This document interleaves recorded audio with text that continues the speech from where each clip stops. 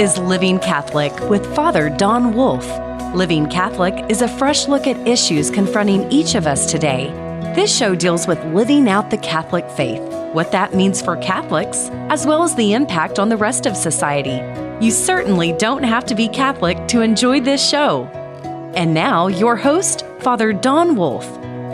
Welcome, Oklahoma, to Living Catholic. I'm Father Don Wolf, pastor of Sacred Heart Parish and Blessed Stanley Rother Shrine in Oklahoma City. At the beginning of October, I got news that my middle brother had died unexpectedly. I was on vacation when I got the news, so of course I hurried back home as soon as I could in order to be with my family. There wasn't anything I really could do. He had died and his body had been taken to the medical examiners, so we weren't able even to begin the funeral preparations until several days after I got back home. But it was unthinkable that I not be home, so I cut short my days away and made my way back to Oklahoma. It was a hard time for everyone.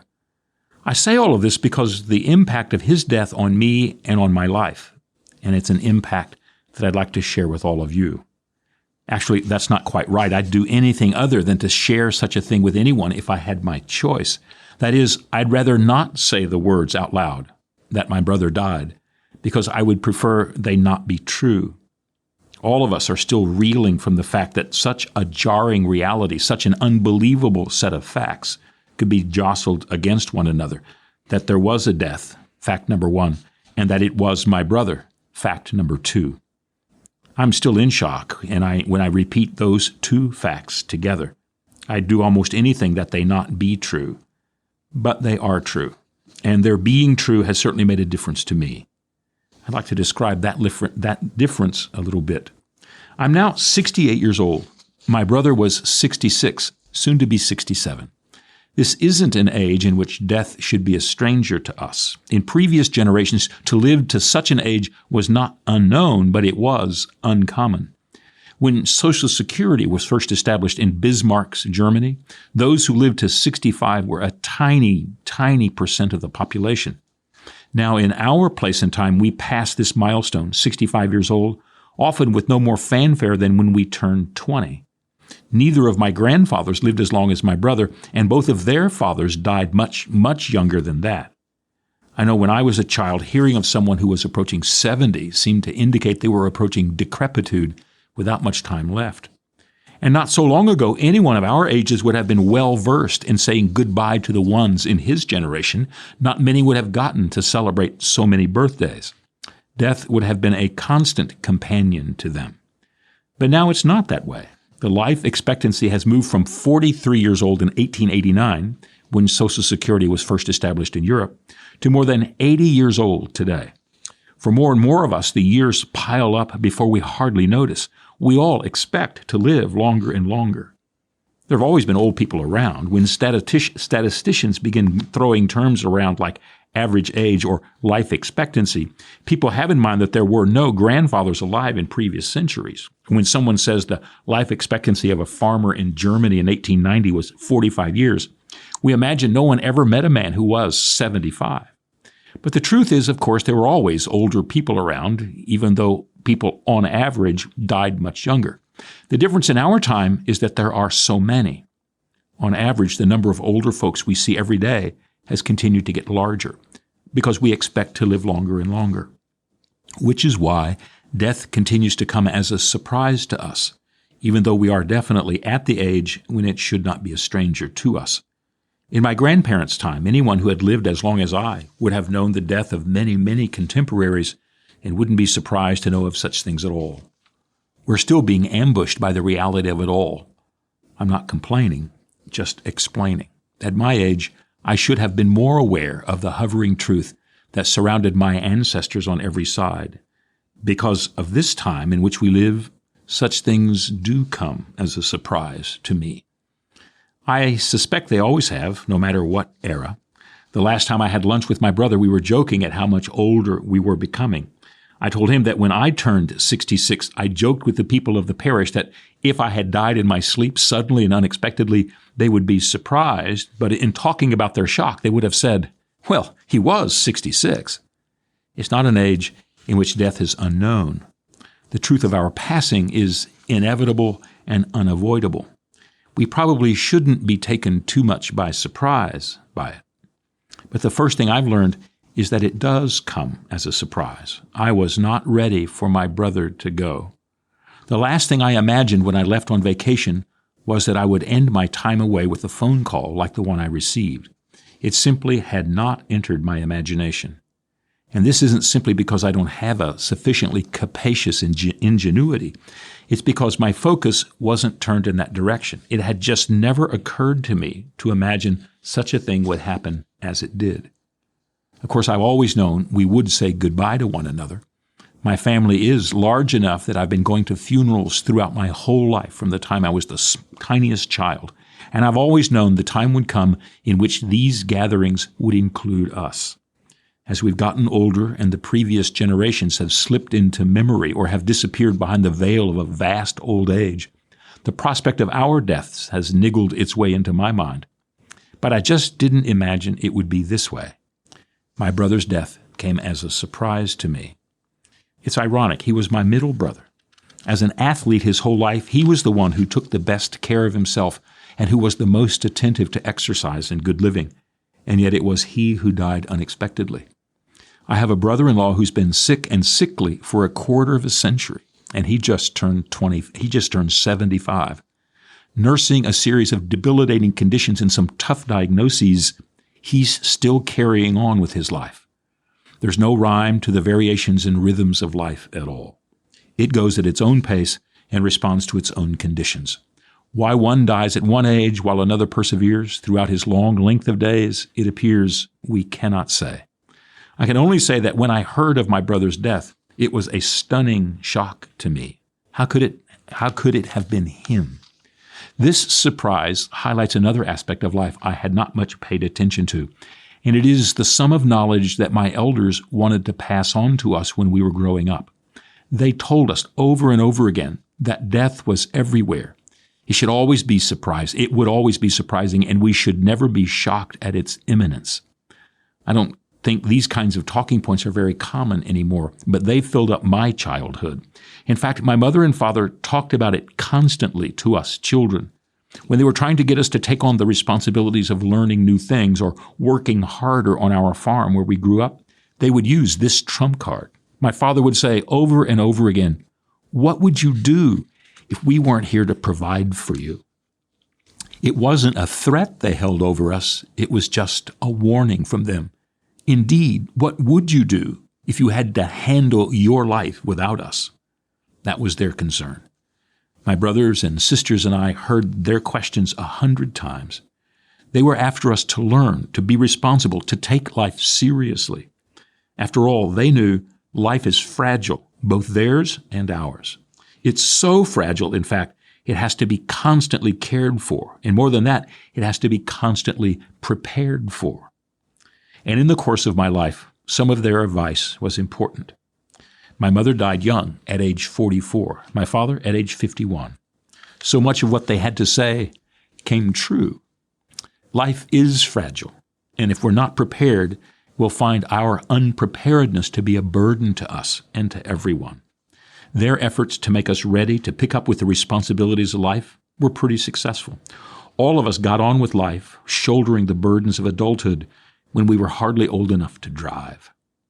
My younger sister was bearing the load of being a near full-time mother in the family when she was hardly 14 years old.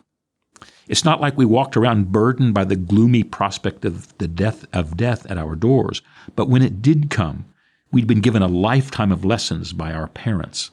None of it came because we weren't prepared, but it did come as a surprise to us. None of us knew what to do exactly. That was because no one knows what to do or how to act. It's not easy to pick up the pieces of a life and carry on, no matter what you've been doing or how much you've been getting ready. Each of us in the family had to find our way into a new kind of life when our parents died. Their preparation helped us to presume that we did have the capacity to embrace the adulthood that was looming at us, even before we had come to the birthdays that proved it. But all of us had to discover what our life was to become and how we would live it. We all found that even with the warnings we had been given, life without our parents was a life of discovery and a journey of surprise. But even in these intervening decades, I've forgotten their advice.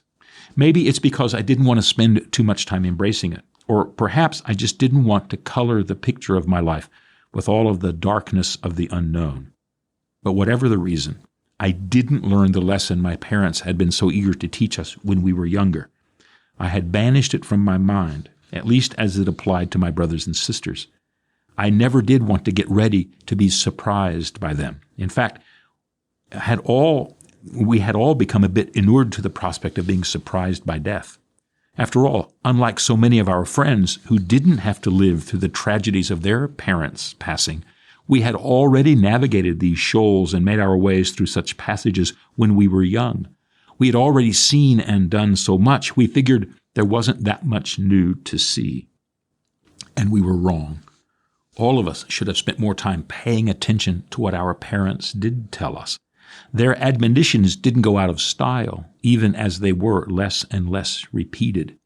In the midst of my surprise, I've learned that their warnings were worth paying attention to. We should be prepared every day to know the truth about dying. It can happen among us and among those we love at any time.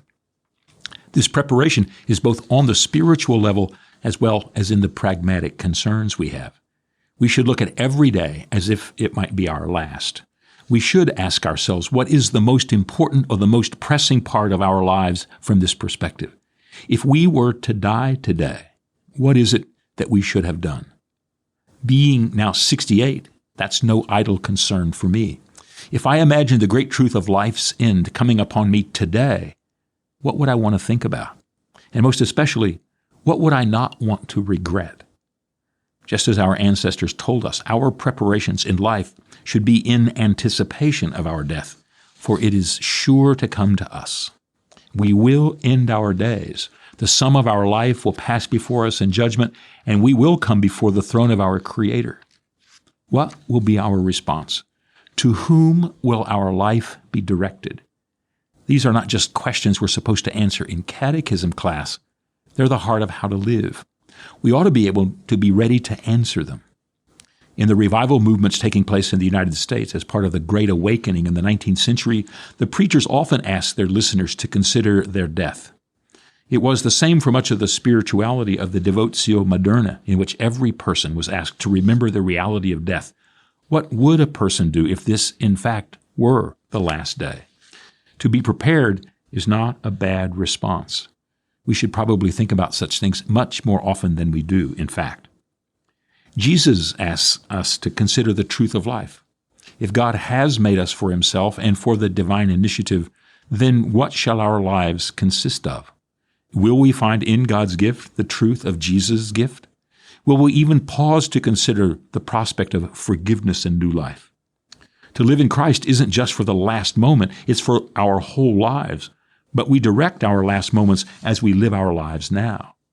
It's no great abuse of the imagination to consider the yawning reality of immortality that faces us. We should consider what we would like this moment to be like. The sum of our life's project should also be a preparation for the future. We should live our lives with the knowledge they will end. The plans we make and the prospects we entertain should have this perspective in mind. We will eventually leave this world. Whatever we want to leave behind, we should make preparations for. It's not ghoulish or foolish to spend some time preparing a will, or providing for our family, thinking of the church, and making sure we want to contribute to, and making sure how we want to contribute and how to take care of the things we need to take care of. But even more so, we have only these days given to us. If we're given a project for our life, being prepared means we've made a pathway to complete it. A lot of people have their bucket list, those things they want to see and do before they die. And in their preparations, they imagine there'll come a moment in which they can start to work on that list, a time in which it becomes obvious and straightforward they need to get busy with it. But it may not be so. We might not have a time in which the list comes to us. So we should always strive to complete the work of our lives in every way and at all times. After all, our bucket list need not simply be the whimsy of our lives, to visit the Eiffel Tower or to gaze at the cathedral in Barcelona. That which we are to complete in our lives might be a letter to an estranged friend or the book we've always known we're supposed to write, or to volunteer for that difficult ministry in the parish, or whatever. The possible list might be endless.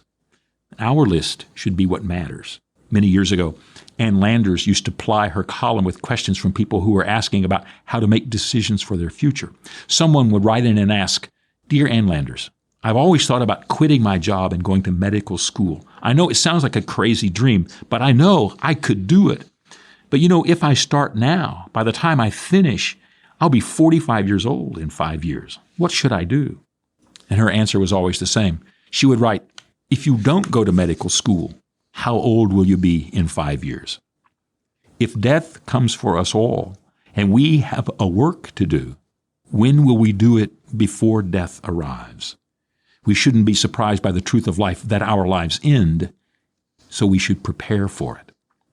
Not only that, maybe our ancestors had it right when they talked to us about the rest of life, when they told us that we had to guard the honor of women, or we had to tell the truth no matter what, or that a man's word is his bond, or that to take pride in what we do means we're proud of ourselves and of every man who does right, and all of the other aphorisms I was raised on. Maybe they knew what they were talking about. It could be the case they were onto something that we're surprised by these days. Being prepared for life going sideways is to be prepared for what can come next. The second thing I feel as I look at this hard truth is how vulnerable I feel. As I said, my brother was the one who took, the one of us who took most seriously what's told to us about how to take care of ourselves. None of us know exactly the cascade of conditions that ultimately contributed to his death, whether they were environmental or genetic or self-imposed or mostly physical or mostly psychical. But they seem to be in contravention to what we've been told. He did everything right, and now he's dead. I'm hesitant to confess it, but I've more or less believed that if I did things right, I'd live a long time. It's too strong to suggest I'd entered a kind of soulful contract, agreeing that if I did the careful things the medical people talk about and pay the right kind of attention to the right kind of things, that I'd certainly live to an old age. But there's always been, in my measure of life, a notion that the probabilities tip in my favor if I would just go ahead and do those things the doctors talk about. To be confronted with the fact that such notional contracts are really void is to make me feel really defenseless, because there are no guarantees. And if that's true, then what are we to do? Maybe there really is no connection to the good life and to what we've been led to believe as what's good for us. Not only am I vulnerable as a finite human being whose body and physical functioning are poorly understood and liable to unexpected and unexplainable failure, but it may also be the case that what I believe of the function of the world is as faulty as my idea of healthy eating is. The world is not only surprising, it seems to be pitiless and capricious. It rises up to take what's good and to ruin what is orderly. Cruel mortality empties whatever kindness we have toward the unfolding of nature among us. It sours us on the prospect of the natural. I am a thoroughly 21st century man who has benefited from our domination of nature and the reversal of inevitabilities. But now I found that the power of nature to undo us, to blow things apart, is undiminished. I am vulnerable. My whole life is defenseless in the face of such realities.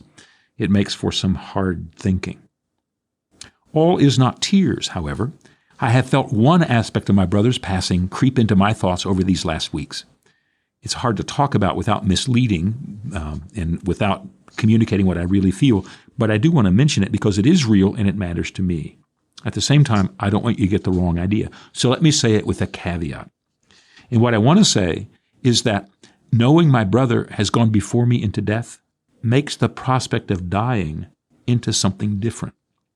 I can look at the prospect of my dying and find something there I haven't found before. We have to understand, all of us are part of living together. My brother has been part of my life for just about all of my life. As we grew up and our different interests and vocations took us to different places and commitments, we were apart from one another. Growing up, we did everything together. And until I went to college, we were together continuously in every possible part of our lives. His family life changed the measure of our time together, but it didn't change our connection to one another. There was never a time we were at odds with one another or were disappointed or angry with each other. He was woven into the fabric of my life in just about every way. For all of the years he was alive, he was a part of what it meant to be me. I hope I had some measure of the same presence in his life, and he's gone from me now. In fact, he goes before me into the future that I will eventually share with him. Knowing that I can be a part of what he now knows and how he is now is comforting to me. In the last part of our prayers at funerals, we pray that we may take comfort in knowing that we will join our absent brothers in the fullness of God's kingdom. I've prayed that prayer 100 times in the funerals that I've celebrated, but to know it's now true in a literal sense, and with this one who has been in my life for my whole life, is a relief. Death seems less scary now, more natural than before. I've seen the movies and heard the stories of those who die, seeing those who had gone before them. One of my classmates in seminary told of being at his grandfather's bedside when he was dying. And while he was there, his grandfather was having a conversation with someone called Timothy. It turned out that Timothy was his grandfather's brother who had died when they were boys. No one knows what such things really mean, other than to know we do believe we are in communion with those who are part of our lives, even into death. I presume none of us can summon those who want to accompany us on this part of our journey, but it is a great comfort to me now to imagine my brother might be the one who would do such a thing for me. It makes death different. Over the years, I've heard older people tell me that they're ready to go. And one of the aspects of this readiness is that they know more people on the other side of life than on this side. And while I have many other brothers and sisters, and I know nothing about the contours of the future, I've begun to feel something of what they describe. To know that the other side of life is populated by those who love you and whom you love is to know this ultimate homeland is where we belong. We may not get to the moment where we embrace its inevitability as it moves closer to us, but eventually it's what we work toward. My brother's death was a shock to me. I mostly still feel numb in the face of it. And putting together the jagged pieces of life left undamaged by his going from us is the work of years. But I have come to learn something of life from his death. I hope all of us might have the chance to know a little more about what our journey is as we contemplate the journey of those who have gone before us. We might even come to embrace the journey of Jesus himself, who went before us just so that the life he promised us might be ours. As it says in the Eucharistic prayer for funerals, our sadness might, in fact, give way to the bright promise of immortality. May he rest in peace. Back in just a moment.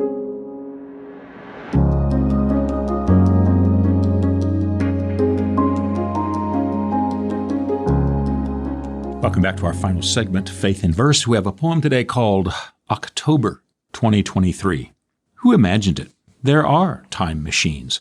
Why, just today, I looked to see crowds marching and shouting. Their slogans and rhymes were from another age.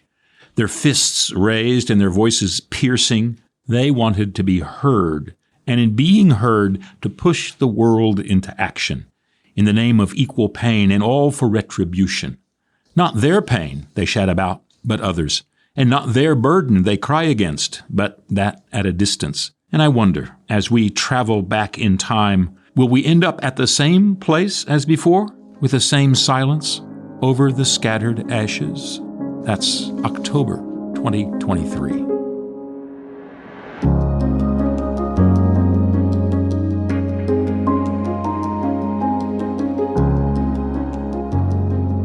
All of us live with the inevitability that our lives come to their own end, and all of us are faced in our day and time with all of the challenges lie in front of us as we turn on our TV screens and we see the almost unbelievable take place every day, which is the invitation always to remember what the source of our lives really is and what we are invited to do, which is to turn toward God in his goodness in the midst of our time and our lives. I hope that you can join us for this turning toward the Lord in the weeks to come.